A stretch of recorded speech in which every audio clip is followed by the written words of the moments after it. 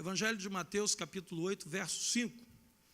A palavra de Deus nos diz assim: tendo Jesus entrado em Cafarnaum, apresentou-se-lhe um centurião implorando: Senhor, o meu criado jaz em casa de cama, paralítico, sofrendo horrivelmente. Jesus lhe disse: eu irei curá-lo. Mas o centurião respondeu: Senhor, não sou digno que entres em minha casa, mas apenas manda com uma palavra e o meu rapaz será curado. Pois também sou homem, sujeito à autoridade, tenho soldados às minhas ordens. Digo a este: vai, e ele vai, e a outro: vem, e ele vem, e ao meu servo: faze isto, e ele o faz. Ouvindo isto, admirou-se Jesus e disse aos que o seguiam: em verdade vos afirmo que nem mesmo em Israel achei fé como esta. Digo-vos que muitos virão do Oriente e do Ocidente, tomarão lugares à mesa com Abraão, Isaque e Jacó no reino dos céus. Ao passo que filhos do reino serão lançados para fora, nas trevas, e ali haverá choro e ranger de dentes.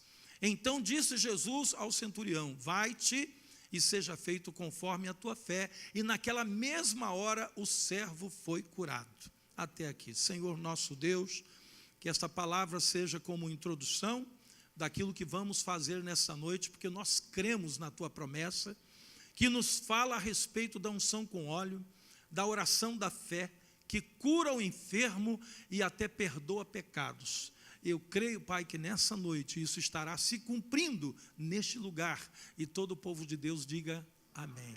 Amém. Você pode tomar o seu lugar, amado. Queridos, eu quero falar nessa noite sobre a fé materializada, e eu tenho pouco tempo para isso, tenho apenas 20 minutos, vou tentar usar bem esse tempo, para que a gente não perca o tempo que precisamos para a unção. Amados, a fé que se materializa, a fé, irmãos, ela só tem valor se ela se materializar, porque uma fé abstrata, inerte, ela é uma fé sem poder, é uma fé sem relevância. É como disse Tiago, tu tens fé, eu tenho obras, mostra-me a tua fé sem obras, que eu com as minhas obras te mostrarei a minha fé. Por isso a fé deste homem, deste centurião romano, ela foi elogiada por Jesus, porque esse homem, ele podia ter guardado a fé somente para si, e ficar meditando sobre fé, crendo na fé, teologizando sobre fé, mas ele não fez nada disso. Ele tomou algumas atitudes muito importantes.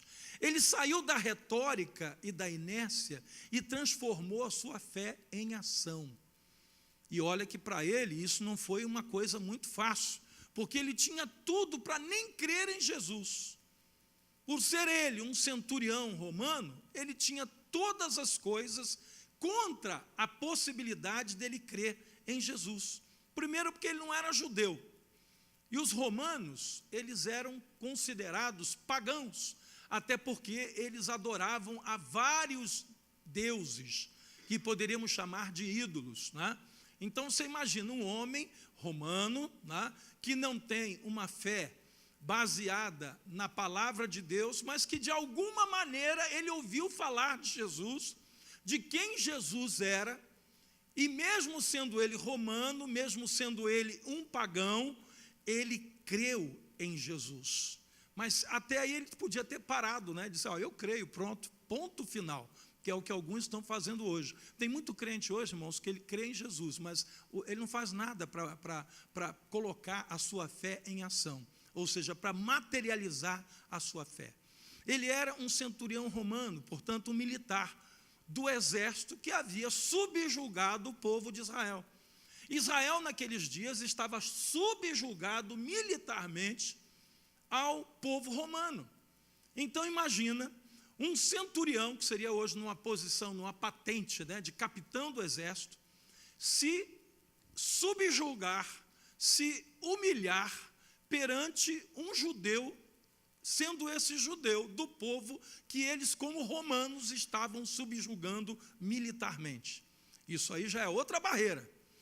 Buscar ajuda com um judeu era para ele uma situação de humilhação, uma situação humilhante. Por quê? Porque ele ali estava na posição de alguém que estava pedindo favor. Ele foi procurar o Senhor Jesus e ele se humilhou, né, dizendo: Senhor, o meu criado jaz em casa de cama, né? Mas o versículo 5 diz assim: tendo Jesus entrado em Cafarnaum, apresentou-se um centurião implorando. Você entende o que é implorar? Não é dizer assim, poxa, quebra o galho aí, não. É se humilhar. Era se colocar diante de um judeu e dizer para ele assim: eu preciso muito de você. Se tu não fizeres, não tenho mais o que fazer pelo meu servo, pelo meu criado. Irmãos, aquilo ali era uma visão difícil de entender, mas esse homem, quando ele materializou a sua fé, ele rompeu uma barreira e ele se humilhou. Ele sabia que um rabino judeu também jamais entraria na sua casa. Tanto é que ele foi preparado para dizer o seguinte: eu sei, não precisas ir na minha casa. Por quê? Porque ele sabia que da mesma dificuldade que ele tinha como centurião romano, de se colocar diante desse rabino judeu. Por que rabino, irmãos?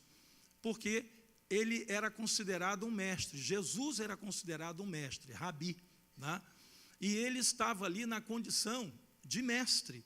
Então ele se humilhou para quando ele foi até Jesus. Mas agora ele já vai preparado dizendo: eu sei que tu não precisas fazer a mesma coisa. Porque se Jesus fosse visto pelos judeus entrando na casa de um centurião para fazer qualquer benefício a esse centurião, ele seria também altamente criticado pelo povo de Israel. Os irmãos estão percebendo que envolve uma situação como essa? Envolvia, irmãos, humilhação, quebrantamento, disposição de romper barreiras. E às vezes, querido, a gente vê hoje alguns cristãos que é o primeiro sinal de dificuldade. Às vezes porque ameaçou chover, como hoje. Hoje o tempo ficou meio feio no final da tarde, né? O céu se escureceu e parecia que ia cair um dilúvio. Não caiu, deu uma peneiradazinha, talvez tenha caído em algum lugar, mas aqui na região não caiu. Mas aí tem gente que já olha e diz: não, hoje não dá para a igreja, olha como é que o céu está. E alguma dessas pessoas talvez precisariam muito estar hoje aqui para receber a oração da fé. Mas o ameaço da chuva já foi o suficiente para ela não vir. Às vezes um cansaço, às vezes coisas pequenas, mas esse homem não, ele sai da casa dele, ele rompe a barreira que o prendia para entrar na casa de um judeu e implorar a ele alguma coisa, e ele estava pronto até mesmo a entender que esse judeu não pudesse entrar na sua casa. Ou seja, você percebe como que o milagre vai se materializando? Irmãos, hoje tem pessoas que não recebem o milagre porque simplesmente ele não move uma palha. Ah, eu creio, mas aí, tudo bem, e o que você vai fazer com a sua fé? Ah, eu vou ficar aqui esperando Deus fazer o milagre. Aquele centurião, queridos, ele materializou a sua fé quando ele reconheceu e evocou o princípio da autoridade que havia em Jesus. Primeiro ele reconheceu, ele é uma autoridade, ele tem autoridade. E isso para um cidadão, para um centurião romano, reconhecer que Jesus como judeu era autoridade sobre a sua vida, é outra barreira que ele moveu. Eu fico pensando, irmãos, quantos crentes hoje dizem que creem em Jesus, mas não reconhecem autoridade alguma. O que eu tenho visto hoje são filhos crentes que não reconhecem a autoridade dos pais. O que eu tenho visto hoje são cristãos dentro da igreja que não reconhecem a autoridade de um diácono para chamar-lhes a atenção quando se for necessário. Não reconhecem a autoridade do professor na sala de aula. Não reconhecem a autoridade constituída, seja ela quem for. cristãos que não reconhecem essa autoridade. Aí eu pergunto, como receber e como materializar o milagre se a gente não é capaz de perceber que existe autoridade sobre a nossa vida? Eu fico hoje, irmãos, assim, estarrecido, porque nós vivemos numa época em que o princípio da autoridade está sendo quebrado constantemente. E detalhe, pelo povo de Deus, por cristãos, por pessoas que dizem que creem em Jesus, mas como materializar a fé? Por isso Jesus diz assim, nem em Israel eu encontrei fé como essa. Olha o que ele diz, vocês ouviram isso? Nem em Israel eu encontrei. Por que Jesus faz essa referência à atitude desse centurião? Porque ele percebeu que esse homem, ele cria, mas a sua fé estava sendo materializada. Tem muita gente hoje, irmãos, que crê em Jesus. Você crê em Jesus? Creio. Mas tudo bem, vamos lá então partir para a ação. Aí você já complicou para o meu lado. Aí você entende porque que muita gente hoje não está vivendo o poder de Deus na sua vida. Você imagina esse homem saindo de casa, vestindo a sua roupa, indo na direção da casa de um judeu, chegando lá e se humilhando perante ele. Eu estou falando de um capitão romano, não é de um qualquer. Reconhecendo a autoridade, dizendo assim, só me basta uma coisa, me manda com uma palavra, porque a tua palavra é carregada de autoridade. Irmão, se nas igrejas hoje as pessoas entendessem sobre esse princípio da autoridade, e em nome de quem o Senhor Jesus nos comissionou para exercer essa autoridade, muitos problemas seriam resolvidos e muitos milagres iriam acontecer. Por isso, queridos, tem dificuldade, muita gente hoje tem dificuldade para obedecer e reconhecer a autoridade constituída por Deus. A autoridade instituída por Deus, queridos, não é apenas aquela que nos agrada. Você sabe o que eu vejo hoje? Tem muita gente que até reconhece a autoridade, mas até a página 5. Enquanto a autoridade faz tudo o que eu quero, ele é autoridade. Mas quando a autoridade diz assim, você está errado, pronto, você não é mais autoridade. Você vira um qualquer. Eu pergunto a você,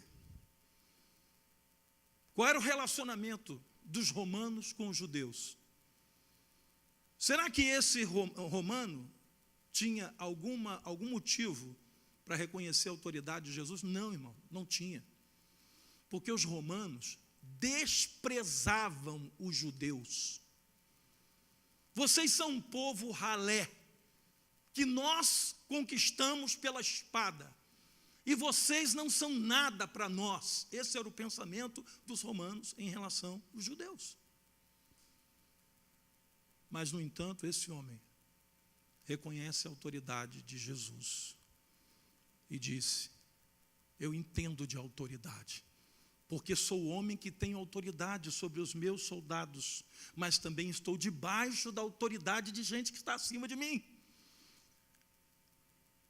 Esse princípio, irmãos, é o princípio da materialização da fé. Jesus recebe a autoridade do Pai, e ele exerce essa autoridade na terra. E ele diz para os seus discípulos e para nós hoje, eis aí vos dou autoridade para pisar de serpentes e escorpiões. Mas desde que nós estejamos debaixo do princípio. Porque se nós saímos do princípio, a autoridade também sai. Que a autoridade terá um pai sobre um filho se ele não respeita a autoridade constituída por Deus?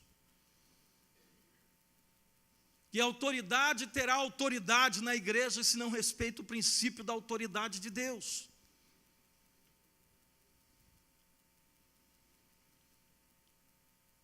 Quando eu digo à igreja, irmãos, que nós como cristãos temos que pensar bem com relação a quem vamos colocar como autoridade sobre a nossa cabeça, tem gente que acha que isso não é coisa... Para mim, qualquer um que ganhar está bom, não vou respeitar mesmo. Nenhum, nem outro. Você está entendendo, irmão? Tem cristão pensando nisso hoje. Tem cristão que ele pensa assim, não, qualquer um que ganhar para mim está bom, porque eu só respeito Deus. Homem nenhum está sobre a minha cabeça. Ô queridão, alto lá. Porque a palavra de Deus diz que a autoridade, toda a autoridade, não é algumas autoridades, toda a autoridade procede de Deus. Aí você entendeu a complexidade da coisa? Não é simples como você pensa. A quem honra, honra.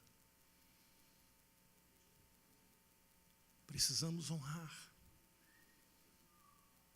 E esse princípio materializa a nossa fé. Muitas vezes, queridos, a fé fica impedida de se materializar. Sabe por quê? Porque falta amor. Você consegue entender esse caso aqui? Estamos falando de um centurião romano, cujo seu escravo, a palavra criado, a palavra servo, significa escravo. O escravo desse homem estava numa cama, sofrendo horrivelmente. E esse homem se propõe a sair dali e perante um judeu e se humilhar em favor do seu escravo. Não é em favor do seu pai, da sua mãe, do seu filho, da sua filha. O que moveria um homem como esse, da posição dele, para procurar um judeu e implorar a ele ajuda? Senão uma coisa chamada amor. Com certeza ele amava esse servo. E é o mesmo amor que Jesus tem por nós, e que se materializou na terra, e deu a sua vida por nós, porque ele saiu do seu alto e sublime trono, e se revestiu de figura humana. Você pode, irmãos, às vezes a gente não imagina, né? A gente não percebe, não nota. Eu estou falando, irmãos, da divindade que criou os céus e a terra, se tornando carne e sangue, e sofrendo por nós, pelo único e suficiente motivo chamado amor. Ele nos amou primeiro. Tem muito crente hoje que não consegue materializar a fé, porque ele não ama. Não ama. Eu já vi pessoas que estão enfermas, cujo casamento está desabando, cuja a situação financeira está despencando. E aí você diz assim, meu amado, isso tudo está acontecendo porque você está agasalhando uma mágoa dentro de você. Você está agasalhando um ódio dentro de você. Meu querido, minha querida, isso tem jeito, perdoa. Eu já vi pessoas dizer para mim, olha, se depender de eu perdoar, eu acho que eu vou continuar doente. Se depender de eu perdoar, meu casamento vai ter que acabar. Se depender de eu perdoar, eu acho que minha empresa vai fechar. Você entende, irmão? Esse centurião, ele jogou tudo isso por terra.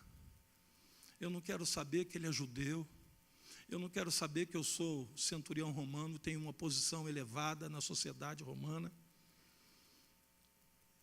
Eu não quero saber de nada. Eu só quero saber de uma coisa: eu sei que esse homem tem autoridade dada por Deus, e eu vou até ele, porque eu amo o meu servo, e se ele tem condição de curá-lo, eu me humilharei perante ele. Os irmãos entendem isso? O que falta para a gente materializar a nossa fé? Qual é a barreira? Qual é o impedimento? Remova essas barreiras nessa noite. Algumas pessoas, às vezes, vêm à frente para receber a oração da fé e creem, mas trazem junto barreiras, trazem juntos no seu coração impedimentos que precisam ser removidos. Incredulidade, comodismo, não quer sair da posição cômoda, né? Sabe o que é isso? Coisas erradas, pecado. E Deus diz assim: meu filho, minha filha, remove isso do teu coração. Não, mas eu não quero remover, pelo menos agora. Saia da inércia, amados. Tem gente hoje vivendo uma inércia espiritual. Inércia. Nada muda, nada anda, nada desata. Tudo fica amarrado. Porque vai depender de quê? De perdão, de pedido de perdão, de concessão de perdão. Vai depender de amar. Vai depender de reconhecer a autoridade. Vai depender de voltar atrás.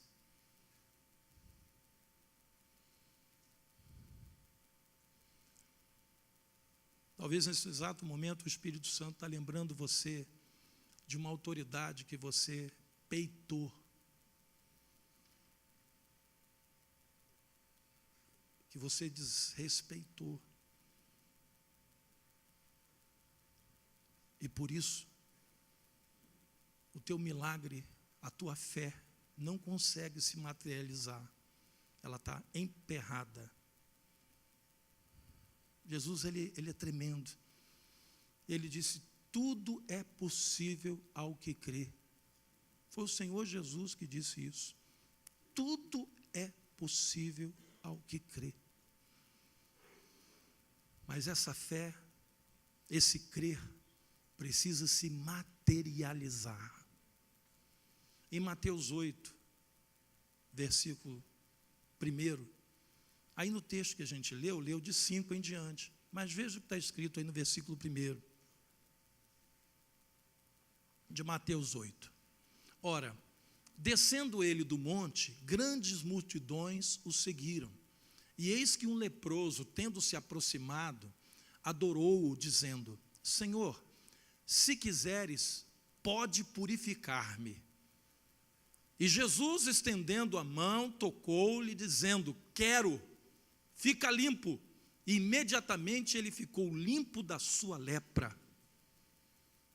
Mas olha o que Jesus manda ele fazer a seguir. Disse-lhe então Jesus: olha, não digas a ninguém, mas vai mostrar-te ao sacerdote e fazer a oferta que Moisés ordenou para servir de testemunho ao povo.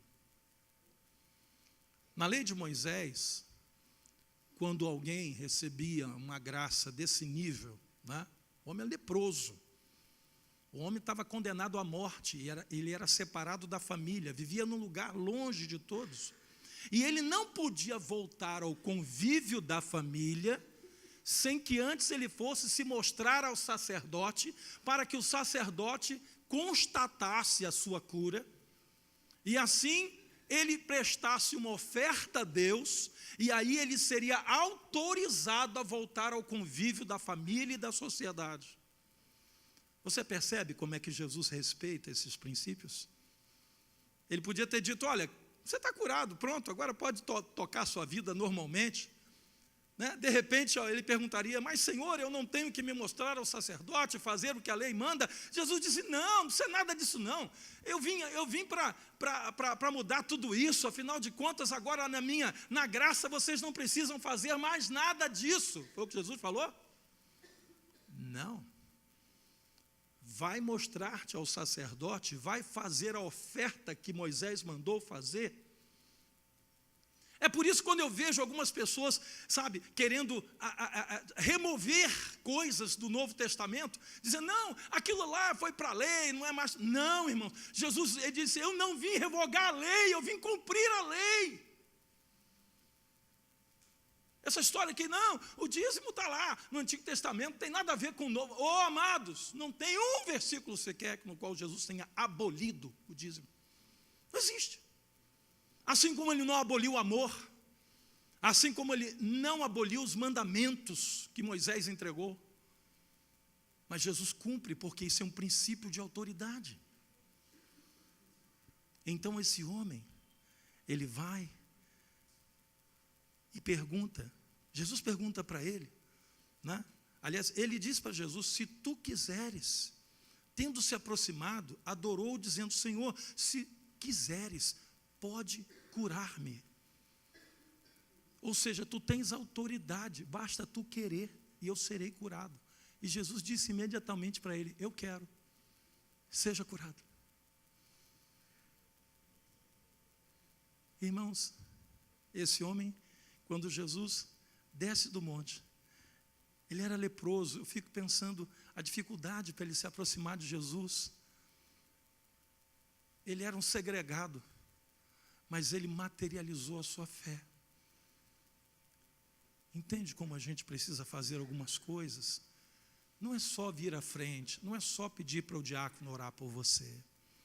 Existem coisas que precisam ser materializadas na sua vida. E para encerrar, em Hebreus 11, esse livro que fala tremendamente sobre fé. Carta aos Hebreus, capítulo 11, versículo 6, diz assim, de fato, sem fé é impossível agradar a Deus, porquanto é necessário que aquele que se aproxima de Deus, o quê? Creia que Ele existe, e que se torna galardoador dos que o buscam. Depois, o escritor aos Hebreus começa a falar sobre a fé de Noé, a fé de Abraão, a fé de todos aqueles homens que no Antigo Testamento obedeceram pela fé. Deus é maravilhoso, Ele existe e Ele é abençoador das nossas vidas. E Ele está presente conosco aqui nessa celebração. Porque Jesus disse que quando nós nos reuníssemos em seu nome, Ele estaria conosco. Materialize a sua fé. Que nessa noite você quebrante o teu coração. E se em alguma coisa Deus, o Espírito Santo de Deus nessa noite te lembrou que você precisa fazer, meu irmão, faça. Volta atrás, quebranta o teu coração. Sabe quando o auxiliar do profeta, não foi nem o profeta, o auxiliar do profeta disse para Naamã que ele teria que ir ao rio Jordão, barrento, sujo, e se banhar 7 vezes. Por que não 6? Por que não 5? Por que 7? Porque primeiro 7 na Bíblia indica o número da perfeição. E segundo, porque cada mergulho que ele deu, ele estava ali se humilhando e obedecendo. E ele só ficou limpo quando ele mergulhou a 7ª vez. Materializa a tua fé. Se humilha se necessário for. Peça perdão. Se coloque debaixo da autoridade de Deus e de quem Ele instituiu sobre a sua vida. Porque aí está o grande segredo de um milagre de Deus na sua vida.